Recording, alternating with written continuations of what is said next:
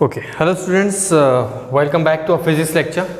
So, in previous two chapters, we have learned about the motion of object and the force as the cause of motion. Okay, motion of the object and the force as a cause of motion. Previous हम दो chapter में discussion कर लिए, ठीक है. इसके बाद हमने और एक चीज़ देखा था that we have learned that force is needed to change the speed and direction of the object. ये भी चीज़ हमने देख लिया कि force is the essential thing या फिर is the only thing which can change the direction as well as speed of any object, any moving object या फिर any rest object. चीज़ें क्लियर है. अब जो हम डिस्कशन करने वाले हैं फोर्स को लेके we will be discussing something new, ठीक है. कुछ नया फोर्स के बारे में हम बात करेंगे. तो आज का जो टॉपिक है, आज का जो चैप्टर है वो हमारा बेस्ड है ग्रेविटेशन पे.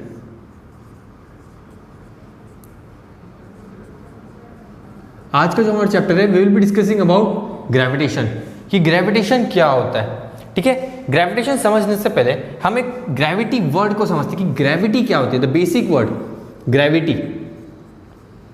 ग्रेविटी क्या होती है? ग्रेविटी क्या होती है? It is the phenomenon. Gravity, ध्यान से सुनना है. Gravity is the phenomenon in which two object which are made of some mass attract each other, ठीक है. ये सिर्फ एक फिनोमिनन है, यही तक है, ठीक है. ये gravity is an phenomenon in which two object which has mass, okay, attract each other. This is known as gravity, ठीक है. अब इसी ग्रेविटी को अगर हम फोर्स के बारे में बात करते हैं, this gravity, gravitational force, gravitational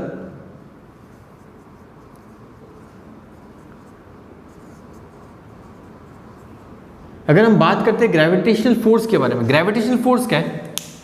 first हमने ग्रेविटी डिफाइन किया था, हाँ, ठीक है. हमने फोर्स के बारे में कोई डिस्क्रिप्शन नहीं किया था. अब हम बात करेंगे ग्रेविटेशनल फोर्स क्या होता है. It is the force applied between any two object in the universe, okay. It is the force applied या फिर it is the force applied between any two object in the universe due to which first object is attracted to the other और vice versa. चीजें clear है? ये होता है gravitational force, okay. अब हमें पता है ग्रेविटेशनल फोर्स का कंसेप्ट कहां से डेवलप हुआ था, ये देखते हैं. एक शॉर्ट स्टोरी थी न्यूटन सर की, सर इजैक न्यूटन के बारे में, ठीक है. सर इजैक न्यूटन के बारे में एक शॉर्ट स्टोरी आप सभी जानते हो, ठीक है. क्या स्टोरी थी? There was a tree, apple tree. ये ग्राउंड हो गया, यहाँ पे सर इजैक न्यूटन बैठे थे, ठीक है. सर इजैक न्यूटन है, ओ थोड़े अच्छे से बना देते हैं. सर इजैक न्यूटन बैठे, बुक पढ़ रहे थे, ठीक है. एप्पल ट्री के नीचे वो बैठे हुए थे. दिस आर एप्पल्स, ठीक है. अब सडनली क्या हुआ, एक एप्पल इनके सिर पे आके गिर गया धड़ाम से, ठीक है. एक एप्पल आ गया इनके सिर पे गिर गया. अब बीइंग अ साइंटिस्ट का सबसे पहला काम होता है ये क्यों हुआ, ऐसा ही क्यों हुआ, व्हाई. सबसे पहला question why.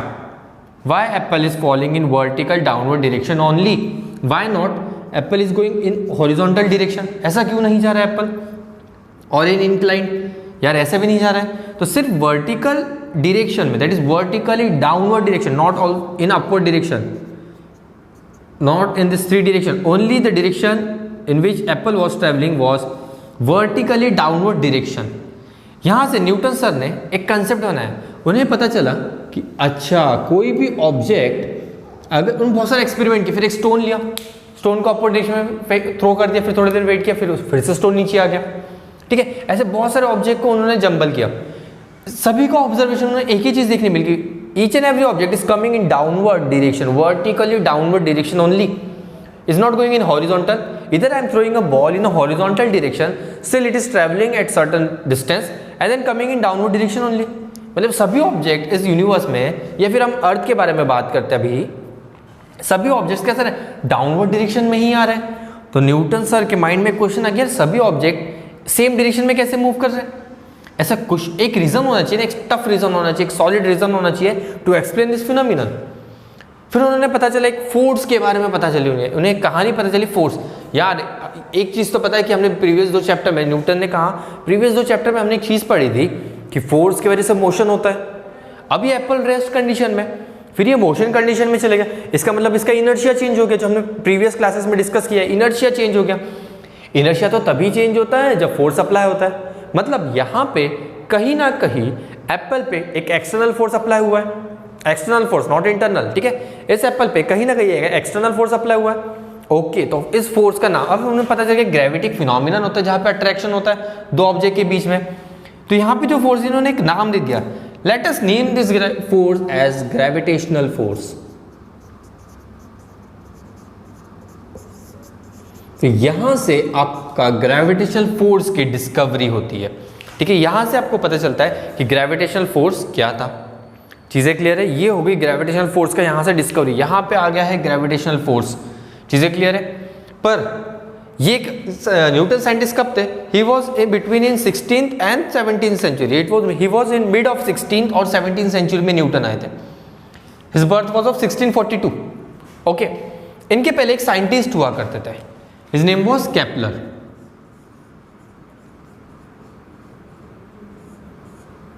His name was Kepler. इनका कंट्रीब्यूशन क्या था? he made 3 laws. He studied about the universe and he observed the motion of planets around the sun. इनकी जो स्टडी थी ये कहाँ पे लिमिटेड थी? इनकी study was dependent on the motion of object, not in our earth but as earth as an object, other planet as a object revolving around the sun. हमें पता है कि यूनिवर्स में, ठीक है, कि सन के अराउंड में बहुत सारे प्लैनेट्स मूव करते हैं। हमारा सन हो गया कुछ इस तरीके से, बहुत सारे डिफरेंट प्लैनेट्स हैं, ठीक है, जो रिवॉल्व करते हैं। Okay, one of the planet is earth. तो इस पर्टिकुलर पार्ट को लेके उनकी स्टडी क्या थी? सिर्फ यूनिवर्स को लेके, ठीक है। यहां पे उन्होंने एक लॉ बनाए, 3 डिफरेंट लॉज बनाए थे। और ये जो केपलर थे, he was a French physics and mathematician also. He was older than Newton, मतलब न्यूटन के भी पहले आए थे। He was in 16th century, Newton was in mid of 16th and 17th century, ठीक है। तो न्यूटन के जो पर्टिकुलर लॉज थे, इसी को बेस बना के, इसी को फाउंडेशन बना के न्यूटन ने कुछ लॉज डेवलप किए, इन्वेंट किए, ठीक है, डिस्कवर किए। यहाँ पे तो ये स्टडी है हिस्ट्री ऑफ ग्रेविटेशन। ये स्टडी किसकी है? ग्रेविटेशन की एक स्टडी है, मतलब एक ब्रीफ हिस्ट्री हम कह सकते हैं, short history, brief meaning short history to understand this chapter कि एक्चुअली कहाँ से आया है। ये एप्पल की स्टोरी सबको पता है, पर ये नहीं पता होगी कि ये जो ग्रेविटेशनल फोर्स का जो डेवलपमेंट हुआ है या फिर रिसर्च हुआ है या फिर इन्वेंशन हुआ है, इसका बेस और foundation was developed in 16th century by the scientist name Kepler. इन्होंने पर स्टडी क्या हुआ था? उन्होंने स्टडी एप्पल या फिर इसके बारे में बात नहीं की थी। इन्होंने बात किया था कि all the planets are revolving around the sun. अगर रिवॉल्व कर रहे हैं मतलब मोशन कर रहे हैं, मोशन कर रहे हैं मतलब इसका मतलब कहीं ना कहीं ग्रेविटी फोर्स एक अप्लाई होगा। इन्हें पता नहीं था उस बारे में कौन सा फोर्स है, पर he was sure that there is something force which is attracting each and every object in the universe so that every planet can be revolve around the sun. Okay, while tracing its path every year same path पे follow करे, same path पे every year follow करे, तो there might be some reason, but he was not knowing about the force, that is gravitational force. Gravitational force किसने develop किया? Newton ने। चीजें clear है? ओके, तो ये है एक शॉर्ट हिस्ट्री हमारे चैप्टर की। ओके, अब हम इस चैप्टर में क्या क्या पढ़ने वाले ये देखेंगे। इस चैप्टर में हम स्टडी करने वाले सबसे पहले सेंट्रीपिटल फोर्स के बारे में। सेंट्रीपिटल फोर्स, इसी के साथ हम पढ़ेंगे और एक फोर्स आता है सेंट्रीफ्यूगल फोर्स। ये फोर्स क्या है ये देखते हैं। चीजें क्लियर है? इसके बाद हमें कंसेप्ट पढ़ने पड़े फ्री फॉल, कि फ्री फॉल क्या होता है, फ्री फॉल कंडीशन क्या होती है। ये आपने बहुत बार महसूस किया पर आपको पता नहीं था कि इसी कंडीशन को फ्री फॉल कहते हैं। मतलब हम जो फिजिक्स में पढ़ते हैं वो डे टू डे लाइफ में, हमारे डे टू डे लाइफ में ईच एंड एवरी सेकंड होती है, पर हमें पता ही नहीं था because we were not knowing about this concept. पर आज जब हम बताएंगे तो आप पूरा श्योर शॉट हो जाओगे कि हाँ, नेक्स्ट टाइम जब भी होगा तो यू विल नो हाँ ये this is free fall condition, this is centripetal force, this is centrifugal force, this are the effect of centripetal and centrifugal and so on. इसके बाद आप कंसेप्ट पढ़ोगे mass and weight, mass and weight के बारे में पढ़ोगे। चीजें clear है? मास एंड वेट, हाँ आपके माइंड में कंफ्यूजन होगा सर मास और वेट सेम होता है? नहीं, these are two different quantity, physical quantity, two different physical statement according to the physics। चीजें क्लियर है? ओके, इसके बाद हम इस ग्रेविटेशनल पार्ट को तो यहीं पे रखेंगे, पर इसी चैप्टर में हमारा एक सेकेंड हाफ है। Second half deals with the fluid, second half deals with the fluids. Fluid के बारे में स्टडी करते हैं, क्योंकि फ्लूइड्स क्या होते हैं? Fluid anything which can flow, anything which can flow is known as fluid. Fluid मतलब वाटर नहीं होता, सिर्फ वाटर नहीं होता है फ्लूइड मतलब। फ्लूइड मतलब होता है एनीथिंग विच कैन फ्लो, ऐसी कोई भी चीज जो फ्लो कर सकती है smoothly is known as fluid. अब इसमें दो चीजें आती है, we know that first is water and second is air. Air और वाटर दोनों फ्लो होते हैं, ठीक है। तो वाटर और एयर दोनों को हम जब दोनों के बारे में बात करते हैं तब कॉमन टर्मिनोलॉजी यूज करते हैं, इसका नाम होता है फ्लूइड, ठीक है। अब फ्लूइड में हम इनके फोर्स पढ़ेंगे कि रिएक्ट कैसे करते हैं, इनका फोर्स जो पर्टिकुलरली ये ऑब्जेक्ट है, एक मैटर है, तो ये कहीं ना कहीं फोर्स अप्लाई करेंगे बिकॉज दे हैव मास, ठीक है। तो इनके फोर्स को हम बायंसी कहते हैं,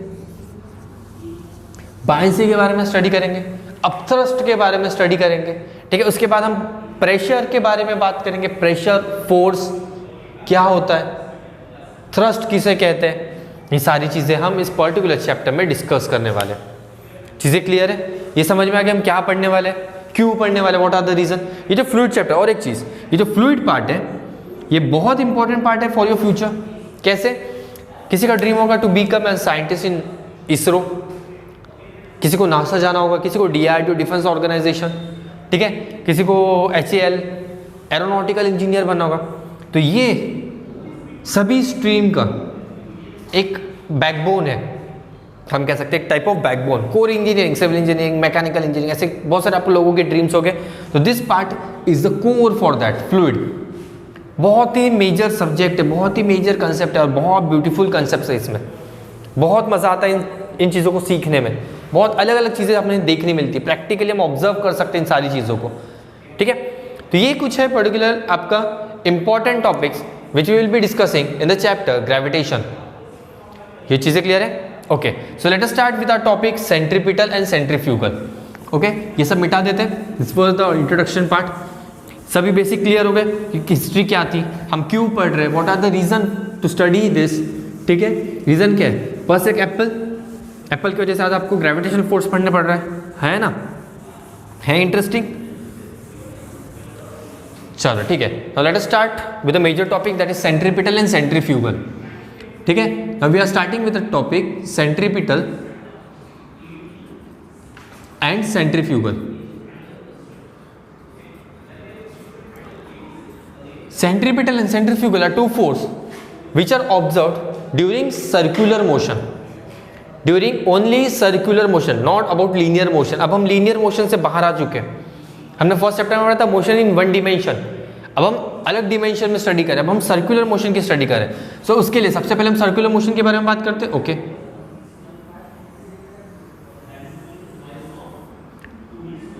ये हो गया आपका सर्कल, चीजें क्लियर है। सर्कल होगा तो इसमें एक सेंटर होगा, ठीक है। सेंटर होगा तो इसमें एक रेडियस होगा, circle, each and every circle has radius, so let us consider this radius as r, center as o, okay, and one of the object which is tied to this string, let us consider एक stone है, ठीक है। अब हम समझते हैं इस practical example, हम आते हैं प्रैक्टिकली चीज़ों को समझते हैं, ठीक है। एक स्टोन है, आपने उसको एक स्ट्रिंग टाई कर दिया, अब वो हम क्या करते हैं, ऐसे घुमाते हैं, revolve that stone, rotate that stone, ठीक है, इस तरीके से घुमाते हैं। एक माइन्यूट ऑब्जर्वेशन करना है इस पर्टिकुलर एक्सपेरिमेंट में। माइन्यूट ऑब्जर्वेशन क्या है? जब हम उसको घुमाते हैं इस पर्टिकुलर स्टोन को बाय यूजिंग स्ट्रिंग, तो हम एक्चुअल में उसको घुमाते हैं या फिर उसको हम इनवर्ट डायरेक्शन में मूव करते हैं। ऑब्जर्व करना, इसका ऑब्जर्वेशन को सबसे बेस्ट मिलेगा वाइल फ्लाइंग योर काइट, पतंग उड़ाते हैं, संक्रांत में सब पतंग उड़ाते हैं। उसमें एक चीज ऑब्जर्व करना, आपकी जो काइट होती है, अगर आपकी काइट की डायरेक्शन को कुछ चेंज करना है तो you have to pull it in invert direction, आप अपने तरफ, बीइंग आप एक सेंटर होते हो, काइट एक ऑब्जेक्ट होती है और जो उसके बीच में मांझा होता है which you are holding, that is string, simple. अब उस काइट को मुझे लेफ्ट हैंड साइड में मूव करना है तो मैं क्या करूंगा, उसको इस तरीके से डायरेक्शन देखिए इनवर्ट डायरेक्शन में पुल करूंगा, so that it will turn and move in a curve path. और कर्व पार्ट मतलब क्या होता है? Curve part is a part of a circle, जिसे हम आर्क कहते हैं, ठीक है। अगर मैं छोटा सा कर्व पर, अगर ये मेरी काइट है, मैं यहाँ पे खड़ा हूँ, इस काइट को मुझे यहाँ पे मूव करना, क्या करूँगा मैं इनवर्ट डायरेक्शन में पुल करूँगा, तो क्या करेगी मूव करना शुरू करेगी इन कर्व डायरेक्शन। मतलब अगर मैं इसे पूरा कंप्लीट मूव करता हूँ तो एक सर्कुलर मोशन ही तो करेगा। Arc is an part of circular motion, as simple as that. कहीं भी अगर आप कर्व लेते हो, थोड़ा सा भी अगर आप कर्व पार्ट है तो वो क्या होता है, एक छोटा सा पार्ट ऑफ अ सर्कल। तो समझ में आ गया, motion of kite is a circular motion जब हम टर्न करते हैं। सेम एग्जांपल आप यहाँ पे करते हो, मतलब आप क्या करते हो, किसी भी ऑब्जेक्ट को अगर सर्कुलर मोशन में आपको मूव करवाना है तो आप उसको इनवर्ट डायरेक्शन पुल करते हो।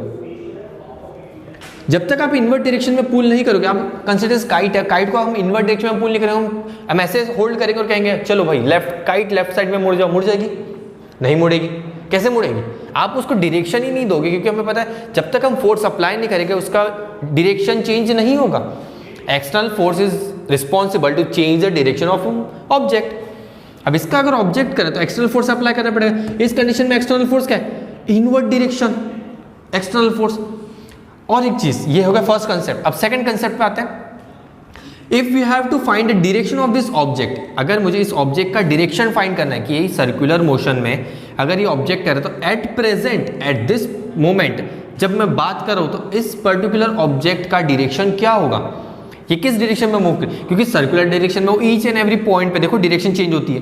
We know that circular motion में ईच एंड एवरी पॉइंट पे डायरेक्शन चेंज होती है। सो इसका डायरेक्शन क्या होगा? तो let us draw the tangent to this. ये हम सर्कल चैप्टर में पढ़ते हैं, मैथ्स में हम पढ़ते हैं, बहुत इंटरेस्टिंग।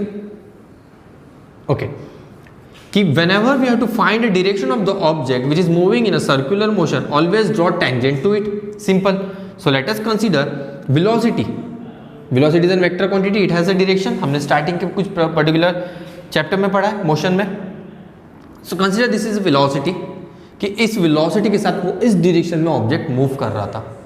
चीज़ें ठीक है। अब ये यहाँ पे अगर कंसीडर करो कि मैं इनवर्ट डायरेक्शन अगर इसको पुल नहीं करूंगा तो क्या ये ऑब्जेक्ट मूव करेगा in circular part? Just remember flying your kite example. अगर काइट है, मैं उसको अंदर खींच नहीं रहा हूं, उसको पुल नहीं करो, तो क्या वो ऑटोमेटिक मूव करेंगे until some external forces acted on it. Neglect the motion of air, हम यहाँ पे एयर का मोशन कंसीडर नहीं करेंगे, हम सिर्फ और सिर्फ काइट और आपके बारे में बात करें। Kite, string and you, there are only 3 object. अगर मुझे मूव करें तो मुझे मैंडेटरी है कि आपको उसको पुल करना ही पड़ेगा। सो मतलब जब तक आप इनवर्ट डायरेक्शन फोर्स अप्लाई नहीं करोगे तब तक ये ऑब्जेक्ट सर्कुलर मोशन भी नहीं करेगा। ये चीजें हमें समझ में आ गई है, ठीक है। इसका मतलब क्या हो, अब जो इनवर्ट डायरेक्शन का जो फोर्स होता है सर, इसका नाम क्या है? इसका नाम होता है centripetal force. Centripetal force. Centripetal force की डायरेक्शन पता चला कि centripetal force is an radially invert direction. Centripetal force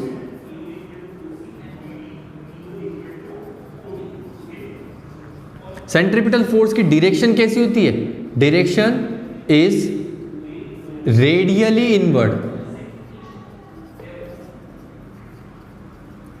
radially invert कहा हूं मैंने, ठीक है, इंपॉर्टेंट है। रेडियस के अलोंग में इनसाइड इनवर्ट डायरेक्शन।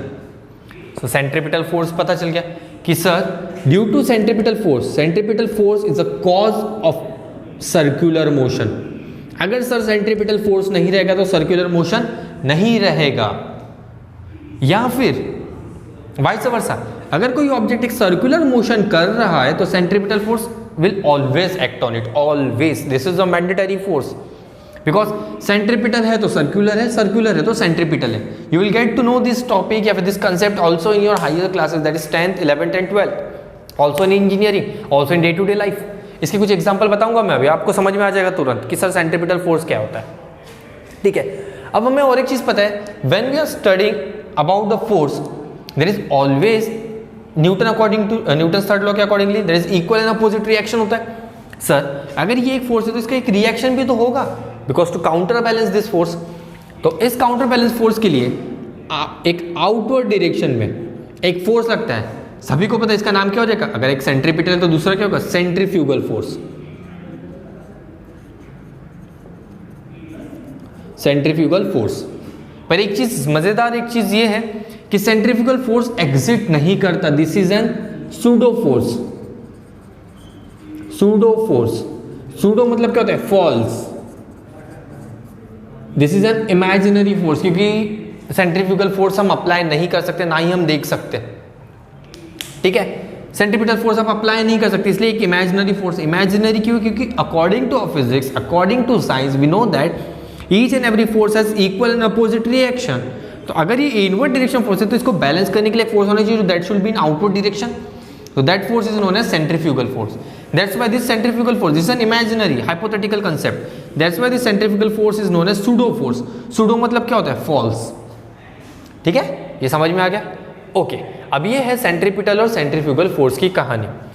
अब कुछ हम एग्जाम्पल देखते हैं, उनको समझने की कोशिश करते हैं। सेंट्रीपिटल फोर्स और सेंट्रीफ्यूगल फोर्स क्या होता है, इसके रिजल्ट देखते हैं, ठीक है। सबसे पहला रिजल्ट, मोटो जीपी। मोटो जीपी रेस आपने सभी देखा होगा, सभी ने देखा है। मोटो जीपी रेस क्या होती है? एक बाइक होता है जो, हाँ आपने देखा बाइक पर्टिकुलर प्लेटफॉर्म पे बहुत मूव करते हैं, ठीक है, एक ट्रैक पे। अब ट्रैक कैसा होता है? आपने देखा होगा कर्व, स्ट्रेट मूव करते हो तो they are sitting like this, but curve होते हो दे शॉर्टन देमसेल्फ और ऐसे एकदम स्लैंट टर्न होते हैं। मतलब क्या होता है? कर्व पार्ट होता है, कुछ इस तरीके से रोड होता है, ये कर्व पार्ट क्या होता है? Is a part of circle. अगर हम छोटा सा इस पर्टिकुलर पार्ट कट करते हैं, यही तो पार्ट हो गया कर्व। मतलब क्या होता है? अगर एक मोटरसाइकिलिस्ट, अब मोटरसाइकिल मुझे बनाना नहीं आ रही, ठीक है, okay, consider this is a motorcycle. अब एक कर्व पार्ट ले रही है, इसका मतलब ही इज ट्रेसिंग द ट्रैक या फिर direction in a circular motion, क्योंकि वो कर्व पार्ट पे चला है। और we know that every circular motion, every circle has a center. अगर सर्कुलर मोशन है तो कौन सा फोर्स आ जाएगा सर? सेंट्रीपिटल फोर्स तो आएगा ही आएगा, सिंपल सी बात है। इसलिए वो क्या करता है? बैंड होता है इन इनवर्टेड डायरेक्शन, जिस भी तरफ वो टर्न होता है, राइट या लेफ्ट, वो बैंड होता है। क्यों बैंड होता है? Because there is centripetal force, वो सेंट्रीपिटल फोर्स को एक्सर्ट करता है। अगर वो सेंट्रीपिटल फोर्स एक्सर्ट नहीं करेगा तो क्या वो टर्न हो पाएगा? क्या वो सर्कुलर मोशन कर पाएगा? नहीं। मतलब उसका टर्न होने का रीजन क्या है? वो सेंट्रीपिटल फोर्स अप्लाई करता है अपने बॉडी पे, ठीक है, समझ में आया? क्यों? Curve part is an part of circle. अब सर सेंट्रीफ्यूगल फोर्स होता नहीं है, पर हाँ सेंट्रीफ्यूगल फोर्स का आपको रिजल्ट देखने मिलेगा। रिजल्ट कैसे देखने मिलेगा ये देखते हैं। कंसीडर कि एक टर्न हो रहा है, टर्निंग पे due to some weather forecast, यहाँ पे बहुत स्लिपरी हो रही है, स्लिप हो गया। कभी आपने देखा है कि ये जो बाइकर होता है ये इस तरीके से टर्न करता है तो he never fail in the same direction, वो इस तरफ नहीं गिरता। क्यों नहीं गिरता? बिकॉज वो इस तरफ तो सेंट्रीफ्यूगल फोर्स वैसे ही अप्लाई कर लिया। इसको एक बैलेंस करने के लिए आउटवर्ड डायरेक्शन में फोर्स अप्लाई हो रहा था, कौन सा? Centrifugal force. तो क्या हुआ? ये ऐसे गिर रहा था, अब जैसे ही ये टर्न कर रहा था सडनली इसकी गाड़ी स्लिप हो गई। गाड़ी स्लिप होने पे क्या हुआ? ये जो सेंट्रीफ्यूगल इसका कांटेक्ट टूट गया, सेंट्रीफ्यूगल फोर्स का कांटेक्ट टूट गया। अब सेंट्रीफ्यूगल कांटेक्ट जैसे ही टूट गया, पर इस पे एक अपोजिट फोर्स लग रहा था, वो कौन सा था? Centrifugal force. मतलब क्या हुआ? ये जो बाइकर यहाँ पे था, ये जो बाइक आ चुकी है यहाँ पे, ठीक है, इसका जो सेंट्रीफ्यूगल फोर्स है वो उसका कनेक्शन टूट गया। अब सेंट्रीफ्यूगल फोर्स है पर इस पे एक फोर्स अप्लाई कर रहा था अभी भी, दैट वाज सेंट्रीपिटल फोर्स से कांटेक्ट टूट गया। इस पे एक अब आउटवर्ड डायरेक्शन में फोर्स अप्लाई कर रहा था, सेंट्रीफ्यूगल फोर्स।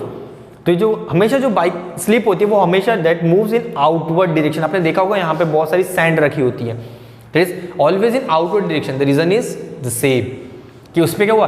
उसने जैसे स्लिप हुई, कांटेक्ट टूट गया, सेंट्रीपिटल फोर्स का कांटेक्ट टूट गया, इस पर सेंट्रीफ्यूगल फोर्स अप्लाई हो रहा था, तो वो आउटवर्ड डायरेक्शन में जाकर स्किट हो गया। और वहाँ पे बहुत ज़्यादा सैंड रखा जाता है to stop him from accident. मतलब क्या हुआ? सेंट्रीफ्यूगल फोर्स दिख नहीं रहा था, पर सेंट्रीफ्यूगल फोर्स का रिजल्ट देखने मिला हमें। क्या मिला? सेंट्रीफ्यूगल फोर्स का रिजल्ट देखने मिला। ये समझ में आ गया? चीज़ें क्लियर? और एक एग्जाम्पल बताते हैं। व्हाइल सिटिंग इन कार और मूविंग इन अ बस, ठीक है, कार या बस में, आपने कार में ट्रेवल किया होगा तो आपने एक चीज़ ऑब्जर्व की होगी। इफ आप बैक सीट पे बैठे हो, ठीक है, बैक सीट पे बैठे हो, आपके डैडी या फिर फादर ड्राइव कर रहे कार, ठीक है। अब as soon as your father takes left turn, या फिर कोई भी एक पर्टिकुलर ड्राइवर है, उन्होंने अगर लेफ्ट टर्न लिया, your body goes in right direction, you fall in right direction. Same in बस ऑल्सो। बस जब राइट टर्न करती है तो आप लेफ्ट में फॉलो होते हो, जब लेफ्ट टर्न करती है तो आप राइट में फॉलो होते हो। रीजन क्यों? टर्न कर रहे हैं, मतलब क्या हो रहा है? कर्व पार्ट ट्रेस कर रहे हैं। कर्व पार्ट अगर ट्रेस करेंगे तो क्या होगा? सेंट्रीपिटल फोर्स पिक्चर में आ जाएगी, सेंट्रीफ्यूगल फोर्स आएगी। जैसे ही आप टर्न करते हैं, आप your body was in straight motion, पहले हम स्ट्रेट बॉडी मूव, हमारे जो मोशन था वो स्ट्रेट था, सडन टर्न आ रहा है। अभी क्या हुआ? इनर्शिया, याद करो इनर्शिया, कारपेट, डस्ट पार्टिकल, सभी हम इनर्शिया के बारे में पढ़ रहे थे, सेम है अपने। आपकी बॉडी का motion was in straight, suddenly आगे के टायर्स जो थे, front tyre move in curve part in the left direction, still your body is in motion, inertia है, ठीक है, इनर्शिया एंड मोशन चल रहा था इन सेम डायरेक्शन। सडनली आपकी बॉडी सर्कुलर ट्रेस में चल जाते, सडनली सर्कुलर बॉडी, जो आपकी बॉडी जो लीनियर मोशन था वो सडनली सर्कुलर मोशन में चले गया। तो यहाँ पे एक जर्क आता है या फिर यहाँ पे sudden implement of centrifugal force होता है। आपकी बॉडी सेंट्रीफ्यूगल फोर्स के लिए रेडी नहीं थी, पर सडन एक सेंट्रीफ्यूगल फोर्स आ गया, जिसकी वजह से एक सडन सेंट्रीफ्यूगल भी फोर्स आ चुका। जैसे ही सेंट्रीपिटल आएगा, सेंट्रीफ्यूगल तो आना ही है पिक्चर में, ठीक है। तो क्या होगा, सेंट्रीफ्यूगल फोर्स का तो हमेशा रिजल्ट शो करता है, तब आउटवर्ड डायरेक्शन में गिरते हो in opposite direction, that is the result of centrifugal force.